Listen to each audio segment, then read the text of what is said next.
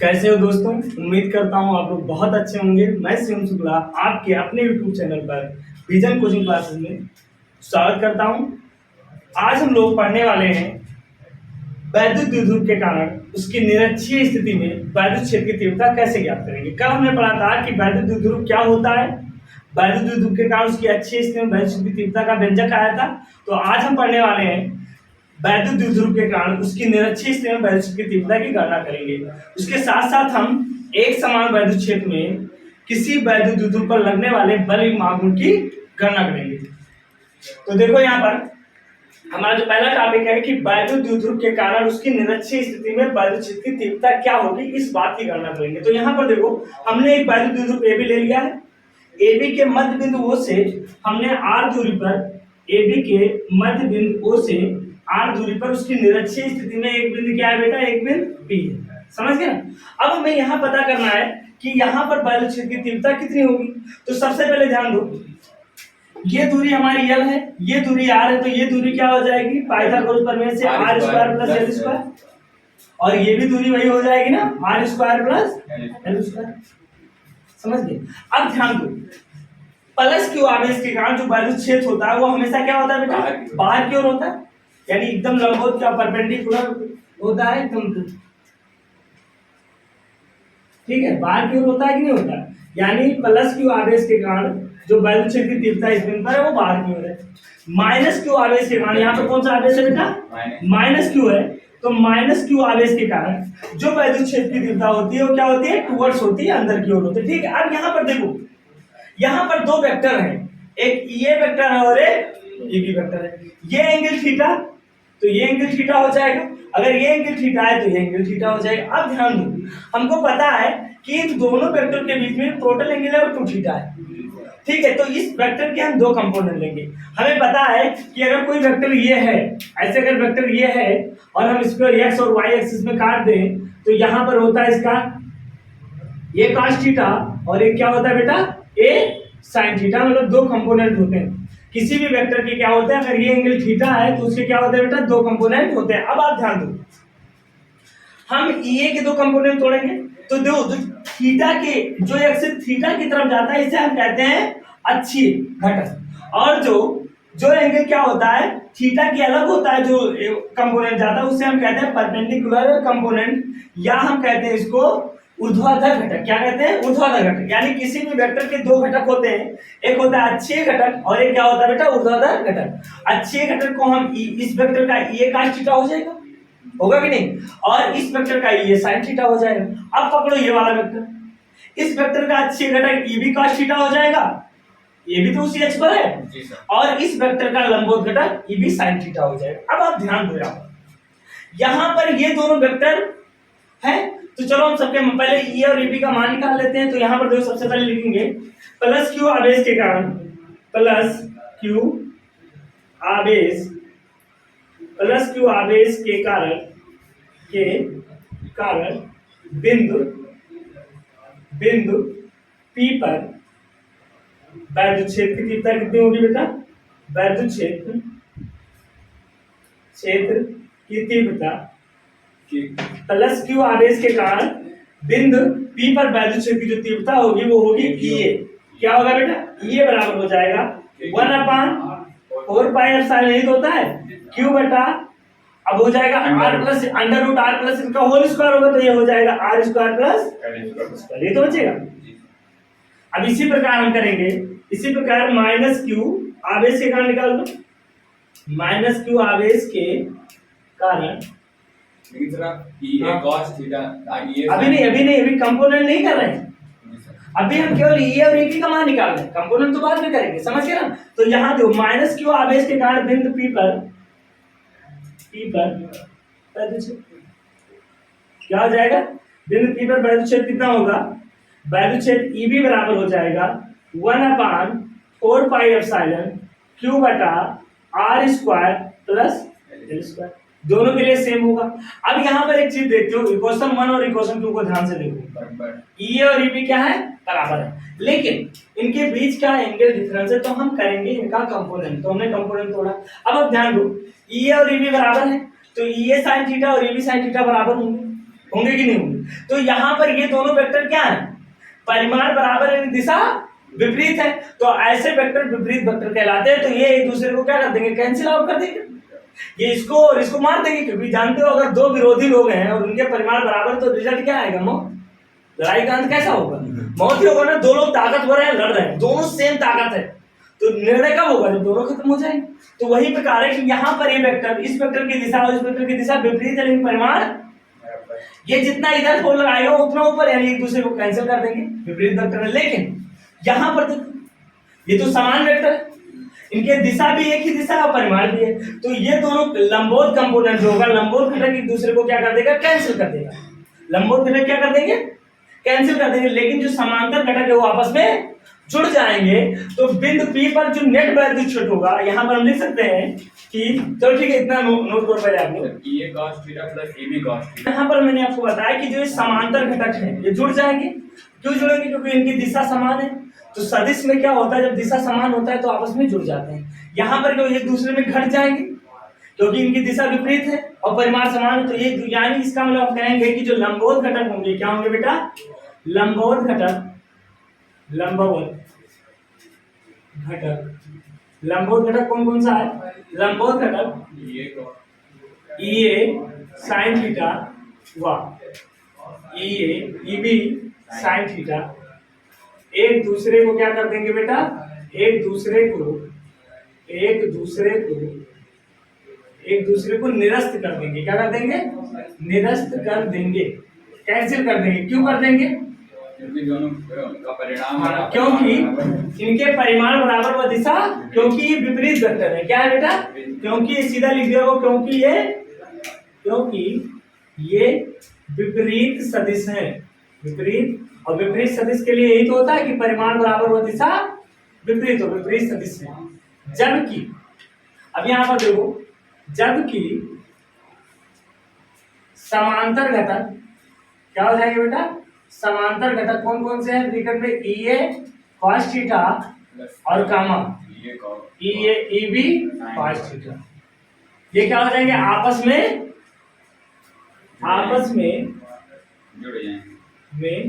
जुड़ जाएंगे। आपस में क्या हो जाएंगे बेटा, जुड़ जाएंगे, आपस में जुड़ जाएंगे। अब यहाँ देखो, क्यों, क्योंकि ये समान वेक्टर है। क्या है, क्योंकि ये समान सदिश है, क्योंकि ये समान सदिश है। समझ गया ना। अब यहाँ ध्यान दो, अर्थात बिंदु P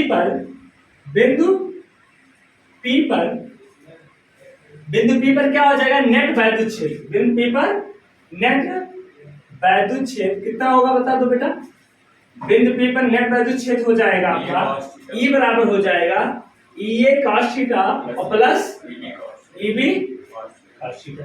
अब आपको पता है एक चीज और कि EA बराबर है EB के, है कि नहीं, ये दोनों बराबर है ना। अभी आप देखो पहला और दूसरा क्वेश्चन जो मैंने पढ़ाया, EB बराबर EA, तो यहाँ पर हम कह सकते हैं 2EA cos थीटा लिख सकते हैं ना, इसको लिख सकते हैं।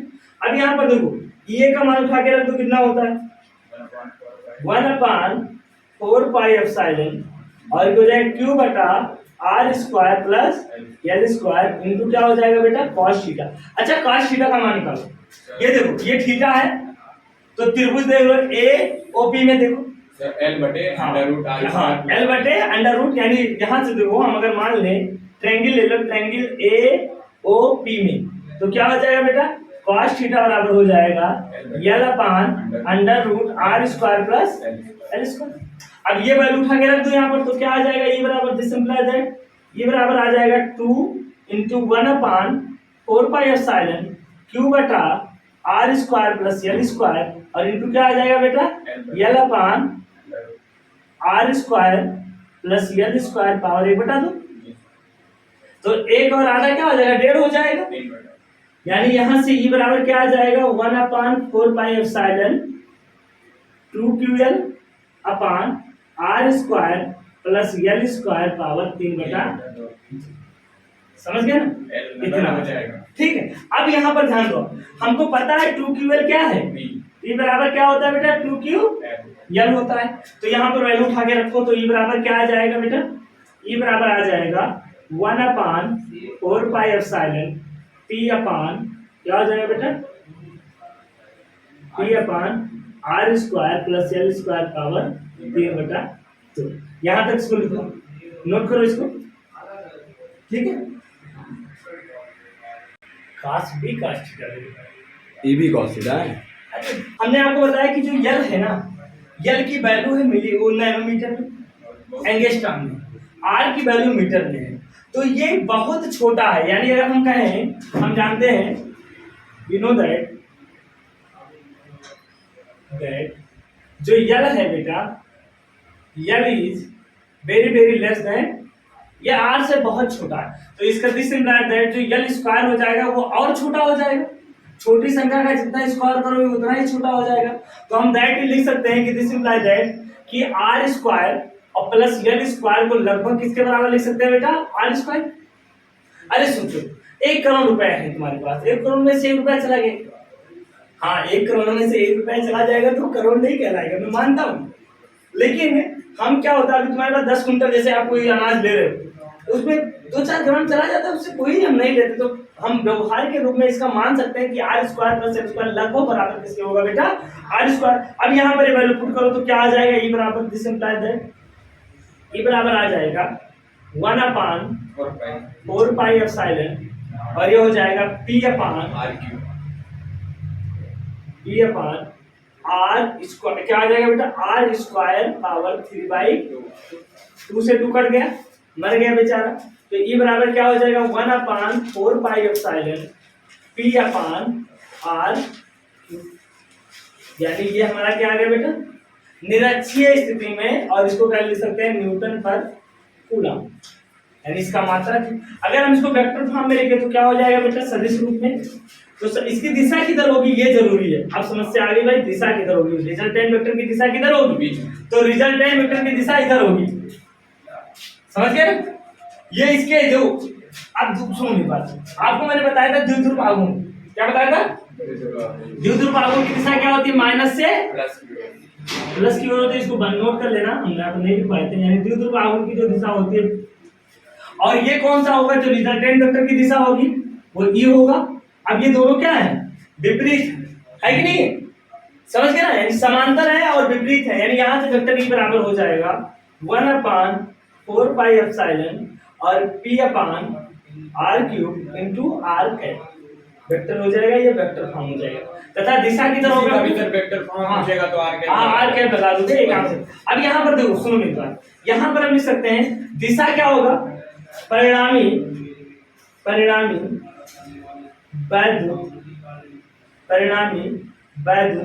क्षेत्र की तीव्रता की दिशा क्या होगी, की दिशा, जो परिणामी वैद्युत क्षेत्र की तीव्रता की दिशा होगी वो सदैव किसके होगी बेटा, P के अपोजिट होगी। क्या होगी बेटा, वेक्टर P के विपरीत होगी, यानी विपरीत मतलब क्या हो जाएगी, विपरीत मतलब हो जाएगी A to B की में, क्या हो जाएगा विपरीत, यानी A to B, और ये दिशा होगी, इसको आपको ध्यान देना है, ठीक है। तो ये आपका आ गया नेट वैल्यू क्षेत्र की तीव्रता, यानी ये व्यंजक है निरक्षीय स्थिति का। अच्छा, अच्छी स्थिति का कितना आया था, 2p आया था, क्या आया था यहाँ पर, अच्छी और निरक्षीय में इतना ही अंतर है, यहाँ पर 2p हो जाएगा, यहाँ पर क्या हो जाएगा। अब मैं एक चीज बताऊं, हम लोग थोड़ा इक्विलिब्रियम की बात कर लेते हैं, यहाँ पर ध्यान दो, इक्विलिब्रियम क्या होता है, यानी क्या होता है, इक्विलिब्रियम जान दो कब आता है, जब क्या हो जाए,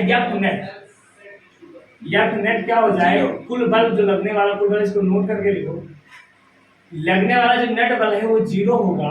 अगर नेट बल 0 आ रहा है और जो फोर्स लग रहे हैं वो क्या है बेटा, अक्ष के अनुदिश है, यानी उनके अक्ष समान है। जैसे मैंने यहाँ पर बात किया कि यहाँ पर कोई चीज है, ऐसे ही देखो, वैद्युत द्विध्रुव आघूर्ण में होता क्या है असल में, यहाँ ध्यान दो कि वैद्युत द्विध्रुव आघूर्ण में ये माइनस क्यू और ये प्लस क्यू, समझ गए। अब ये विपरीत वेक्टर होते हैं, क्या होते हैं, इस बल की दिशा इधर होती है, प्लस वाले की दिशा हमेशा क्या होती है, बाहर की ओर, और माइनस वाले की दिशा किधर होती है, अंदर की ओर होती है, समझ गए। ये इस पर क्या लगाता है, ये जो माइनस है ये इस पर बल अंदर की ओर लगाएगा, खींचेगा, और ये किस पर लगाएगा, बाहर की ओर लगाएगा।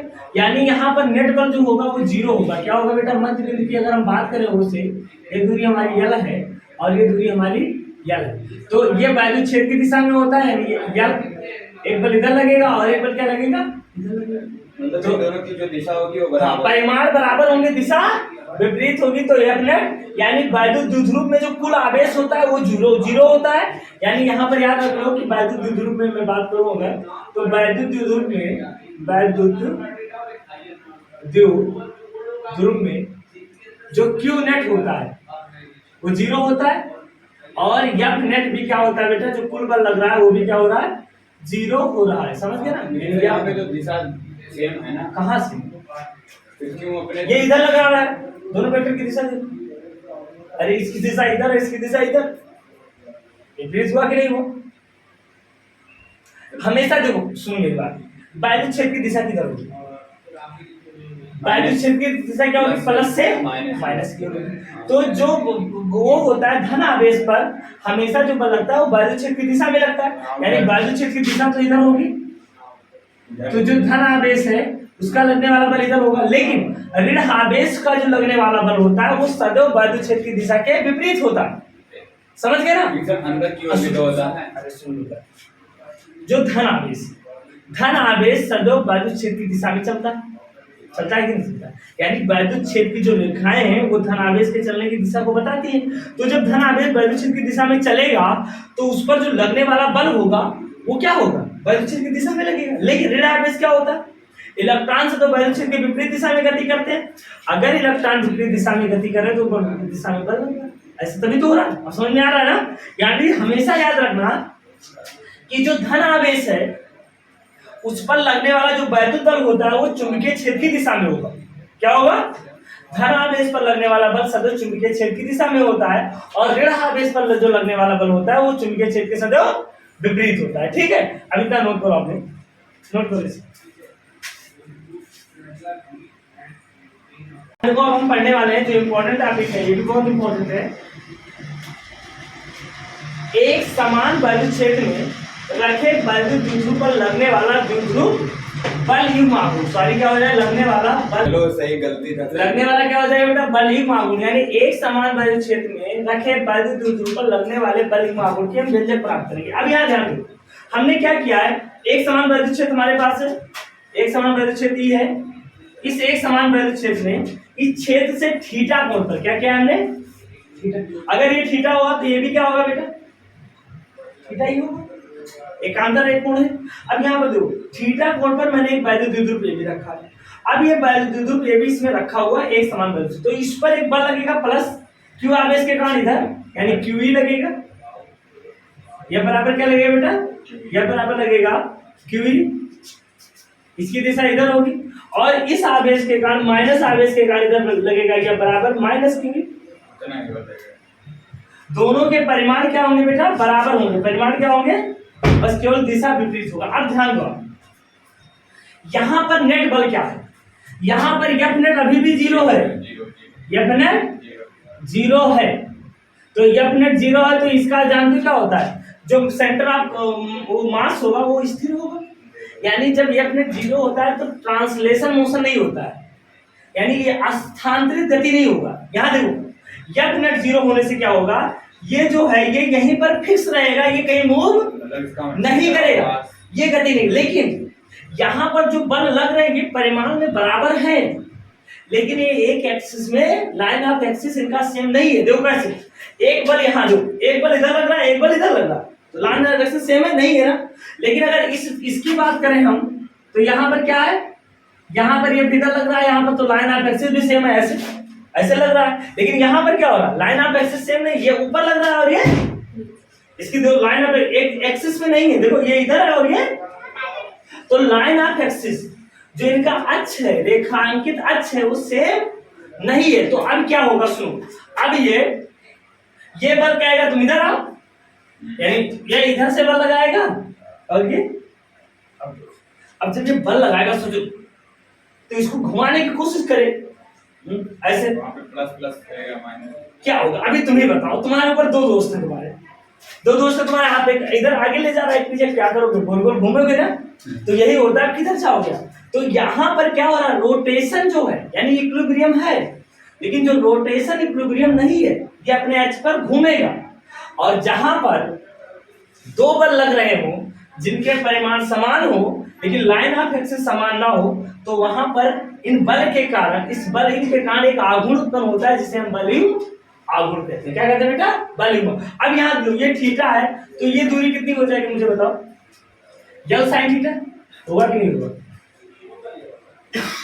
इसको मैं मान लेता हूँ कि ये हमारा वो है, इसको मैं पी मान लूँ, देखते ये नहीं मानो, इसको यन मान लो, यन मान लो। तो ये त्रिभुज देखो ओ एन, साइन थीटा बराबर क्या होगा जरा मुझे बताओ, साइन थीटा बराबर क्या होता है? लंब बटे कर्ण होता है। तो लंब क्या होगा, एन, एन बटे क्या हो जाएगा, एन बटे कर्ण क्या होगा, कर्ण ये 90 अंश के सामने वाली भुजा कर्ण होती है, तो एन बटा यल। तो यहाँ से एन बराबर क्या निकलेगा बेटा, एन बराबर निकलेगा यल साइन थीटा, निकलेगा कि नहीं निकलेगा? तो ये दूरी कितनी हो गई, यल साइन थीटा। आप समझ में आ गया कैसे आया? यहाँ पे प्लस प्लस, वहाँ पे माइनस माइनस। क्या, कौन सा माइनस? परिमाण नहीं लेते हैं, परिमाण प्लस होता है हमेशा, धनात्मक होता है। कौन सा माइनस? ये सर विद्युत क्षेत्र में सर इधर प्लस प्लस प्लस प्लस रहेगा, उधर माइनस माइनस माइनस। क्या आपने बताया कि यहाँ पे विद्युत क्षेत्र में यहाँ पे प्लस होएगा, यहाँ पे माइनस।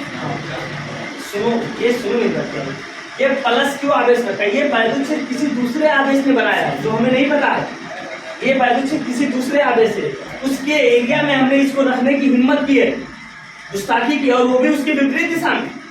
अगर सुनो मेरी बात, ये जो वैद्युत द्विध्रुव है ये उसके विपरीत दिशा में रखा हुआ है, तो जो विपरीत दिशा में है यानी इसके थीटा, तो ये क्या होगा, सुनो मेरी बात, हवाएं अगर तेजी से चल रही है, या आपने देखा होगा कि पानी का बाढ़ खूब तेजी से आ रहा है और तुम छड़ी लेकर उसके लंबवत खड़े हो, तो क्या वो छड़ी रुका रहेगा?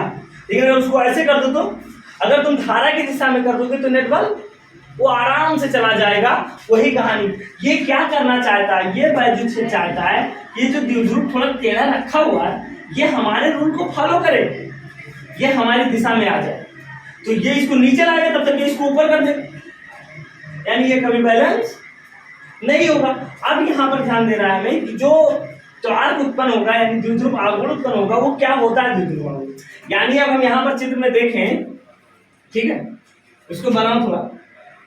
अब यहाँ पर क्या होगा, ये बल कह रहा है तुम इधर चलो, ये बल कह रहा है इधर चलो, ये दोनों बल लाइन ऑफ एक्सिस में नहीं है, तो इसमें क्या होने लगेगा, रोटेशन होने लगेगा, यानी एक बल इनमें आघूर्ण लगेगा जो इनको इसके सेंटर के सापेक्ष क्या करेगा, गति कराएगा। अब सुनो, क्योंकि समान परिमाण के बल है और परंतु विपरीत दिशा में बल कार्य करते हैं, तो जो द्विध्रुव को वैद्युत क्षेत्र की दिशा में लाने का प्रयास करेंगे तो इसके कारण जो उत्पन्न बल आघूर्ण होगा वो क्या, उसका सूत्र क्या होता है, बल गुणे लंबवत दूरी, यानी इस पर लगने वाला। अब यहाँ पर जो लगेगा वो टाउ 1 लगेगा, क्या लगेगा, टाउ 1। इधर जो लगेगा वो क्या लगेगा बेटा, टाउ 2।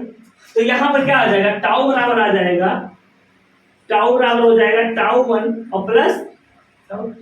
अब टाउ 1 और टाउ 2 की वैल्यू रखो तो टाउ 1 की वैल्यू कितनी है बेटा, टाउ 1 की वैल्यू होगी F into L sine theta,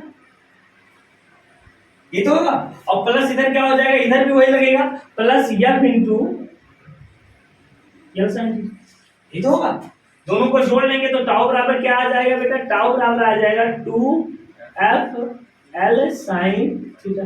अब यहां से यह बराबर क्या है, यह बराबर है q इंटू ई, तो उठा के रख दो, तो टाउ बराबर क्या आ जाएगा बेटा, 2qe into L sine theta. ठीक है, अब इतना नोट करो, आप लोग इतना नोट करो, चलो इतना नोट करो, फिर आगे बताते हैं। यहाँ p वेक्टर, जो ये ई वेक्टर है, और इधर क्या होगा बेटा आपका p वेक्टर, क्या होगा, द्विध्रुव आघूर्ण, क्योंकि माइनस से प्लस की ओर होता है। तो यहाँ पर थीटा किसके बीच का कोण है, p और e के बीच का है। क्या है बेटा, p और e के बीच का है। तो यहाँ से देखो टाउ बराबर क्या हो जाएगा, टाउ बराबर आ जाएगा 2ql into e sine theta, क्या हो जाएगा p sin। अब यहाँ ql को क्या लिख सकते हो बेटा, p टाउ बराबर p साइन थीटा। अच्छा, थीटा किसके बीच का कोण है, सर p और e के जहां थीटा वेक्टर p व e के बीच का कोण है। क्या है बेटा, अब यहाँ पर ध्यान दो, अब हमारे पास एक समस्या है, अगर मैं इसको वेक्टर फॉर्म में लिखूं तो वेक्टर फॉर्म में हम लिख सकते हैं टाउ बराबर इसको वेक्टर पी क्रॉस ई, ऐसा भी लिख सकते हैं, और या टाउ बराबर ऐसा भी लिख सकते हैं ई क्रॉस पी। अब आपको बताना है कौन सा सही है, ये समस्या, ये पी क्रॉस ई सही है कि ई क्रॉस पी सही। अब ई क्यों, ई क्रॉस पी क्यों नहीं सही, ये भी तो एंगल है। अब सुनो, यहाँ पर हम इसकी दिशा ज्ञात करेंगे टाउ की। तो देखो एक होता है दाएं हाथ का अंगूठा लगाना, आप देखो पी को वेक्टर पी को पी से ई की तरफ चलो, पी क्रॉस ई का मतलब क्या है, पी से ई की तरफ, तो दिशा क्या होगी लंबवत अंदर की ओर, और ये ऐसे ही तो घूम रहा है। देखो पी क्रॉस ई का मतलब क्या हुआ, पी से ई की ओर, यानी टाउ की दिशा पी से ई की ओर, यानी वेक्टर पी क्रॉस ई यानी अंदर की ओर होगा, यानी यहाँ पर टाउ इनवर्ट होगा, क्रॉस का मतलब अंदर की ओर। अगर मैं ई क्रॉस पी कर दूं, ये बाहर की ओर छोड़े टाउ, अरे जब ये घूमेगा तो इसकी दिशा अंदर की ओर होगी, यानी ई क्रॉस पी सही नहीं होगा, ई क्रॉस पी गलत होगा। तो हम लिख देंगे कि टाउ बराबर जो हमारा आ जाएगा फार्मूला, वो टाउ बराबर क्या आ जाएगा, पी क्रॉस ई आएगा, क्या आ जाएगा, पी क्रॉस ई आएगा, ई क्रॉस बी, और इसकी दिशा क्या होगा बेटा, इसकी दिशा होगा टूवर्ड्स क्या होगा, अंदर की ओर, परपेंडिकुलर इनसाइड अ वेक्टर। तो यहाँ पर देखो ई क्रॉस ई और पी क्रॉस ई, तो यहाँ से दिशा, इसकी दिशा किधर होगी बेटा, लंबवत, ई के लंबवत, वेक्टर ई के लंबवत, लंबवत अंदर की ओर होगी, क्या होगी बेटा, अंदर की ओर होगी। समझ गए ना, इसकी दिशा क्या, और इसकी दिशा किससे ज्ञात है, दाएं हाथ के अंगूठे के नियम से। यानी अगर हम बात करें टाउ की दिशा ज्ञात करेंगे तो देखो दाएं हाथ का अंगूठा का नियम क्या कहता है, वेक्टर पी। देखो इसको मैं थोड़ा सा इधर करूं तो ये वेक्टर पी हो गया और ये वेक्टर ई हुआ है, यही तो हुआ, एंगल थीटा हुआ। अब यहाँ ध्यान दो, हम क्या करेंगे, पी क्रॉस ई ऐसे तो आएगा, तो परपेंडिकुलर टुवर्ड्स द सरफेस, यानी क्या होता है, बिलो ग्राउंड सरफेस है, और ये क्या है, अपवर्ड का सरफेस है। तो इसकी दिशा हम ज्ञात करते हैं, टाउ की दिशा, टाउ की दिशा, दिशा दाएं हाथ के, ये पूछता है दाएं हाथ के टाउ की दिशा